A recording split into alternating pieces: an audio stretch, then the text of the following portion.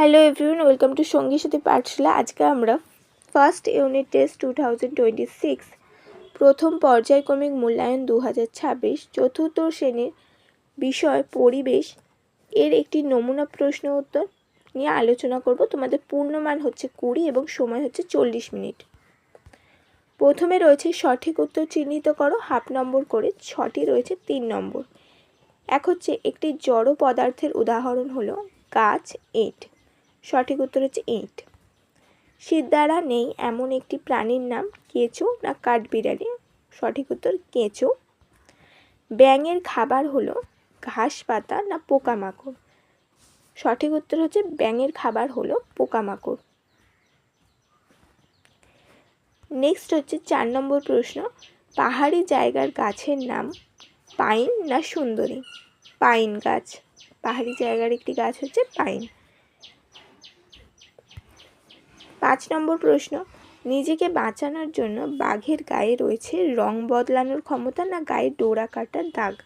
তাহলে নিজেকে বাঁচানোর জন্য বাঘের গায়ে রয়েছে ডোরা কাটা দাগ।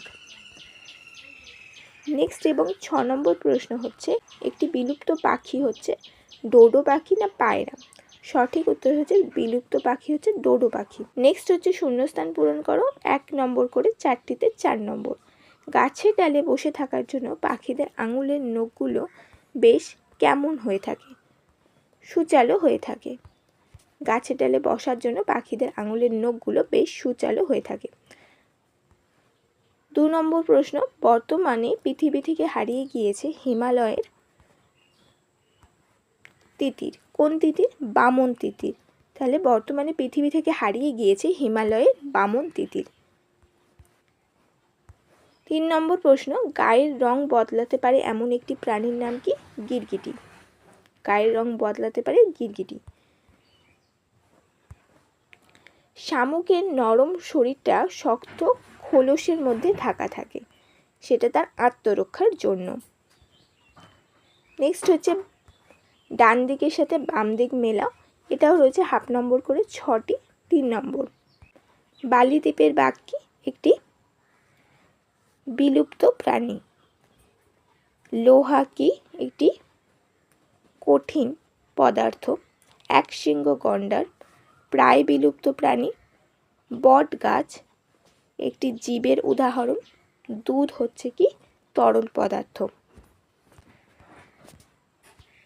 নেক্সট হচ্ছে একটি বাক্যে উত্তর দাও, এটিও 1 নম্বর করে 6টি 6 নম্বর।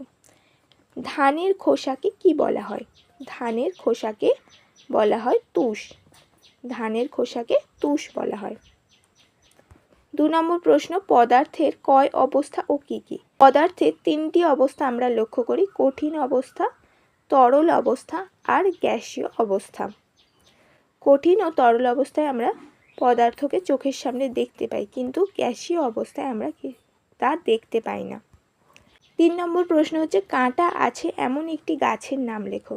কাঁটা আছে এমন একটি গাছের নাম হচ্ছে ফণিমনসা। খালি চোখে যে সকল প্রাণীদের দেখা যায় না তাদের দেখতে কোন যন্ত্রের ব্যবহার করা প্রয়োজন হয়? অর্থাৎ উত্তর বলছে যে খালি চোখে যে সকল প্রাণীদের দেখা যায় না তাদের দেখতে মাইক্রোস্কোপ বা অণুবীক্ষণ যন্ত্রের সাহায্যের দরকার হয়। মাইক্রোস্কোপ বা অণুবীক্ষণ যন্ত্রের সাহায্যের দরকার হয়। 5 নম্বর প্রশ্ন, শিরদাঁড়া নেই এমন দুটো প্রাণীর নাম লেখো। শিরদাঁড়া নেই এমন দুটি প্রাণী হলো কেন্ন এবং কেঁচো। এবং এখানে একটি প্রশ্ন খুব ইম্পর্টেন্ট, এখানে তোমাদের এই ফার্স্ট ইউনিট টেস্টে যে প্রশ্নটি ভীষণ আসে সেটা হচ্ছে গায়ে হাত দিলে গুটিয়ে যায় বা গোল হয়ে যায় এমন একটি প্রাণীকে না, সেটা হচ্ছে কেন্ন। 6 হচ্ছে জল ফুটলে কি তৈরি হয়? জল ফুটলে তৈরি হবে জলীয় বাষ্প। এরপরে রয়েছে সংক্ষিপ্ত উত্তর লেখো, 2 নম্বর করে 2টি 4 নম্বর। পাখিরা অধিক সময় ধরে আকাশে উড়লেও ক্লান্ত হয় না কেন? তো পাখিদের শরীরের ভেতরে বাতাস ভরা একটি থলি আছে, সেই থলিতে অনেকটা বাতাস একেবারে তারা ভরে নেয়, ফলে আর আকাশ ভরে নেয় আর আকাশে ডানা মেলে উড়ে বেড়ায়।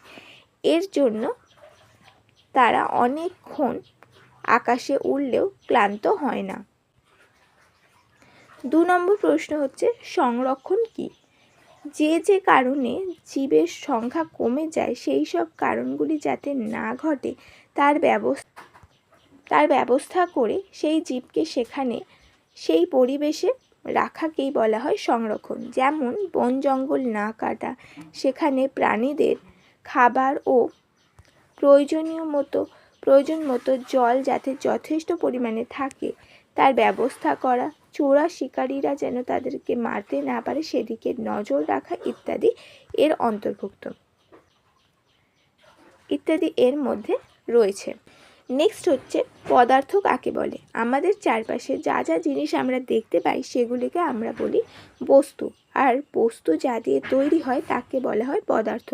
যেমন প্লাস্টিকের বোতল, লোহার পেরেক, কাঠের টেবিল হলো বস্তু, কিন্তু প্লাস্টিক বা লোহা, কাঠ এগুলো হলো পদার্থ। এগুলোর ভর আছে আর এগুলো রাখতে কিছুটা জায়গার প্রয়োজন হয়, অর্থাৎ যার কিছুটা ভর আছে, কিছুটা জায়গা নেয়, তাকে আমরা বলি পদার্থ। এই ছিল তোমাদের আজকের একটি গুরুত্বপূর্ণ ক্লাস 4-এর ইভিএস ফার্স্ট ইউনিট টেস্টের একটি সেট। এখান থেকে প্রচুর প্রশ্ন তোমাদের ফার্স্ট ইউনিট টেস্টের ইভিএসে অবশ্যই কমন আসবে।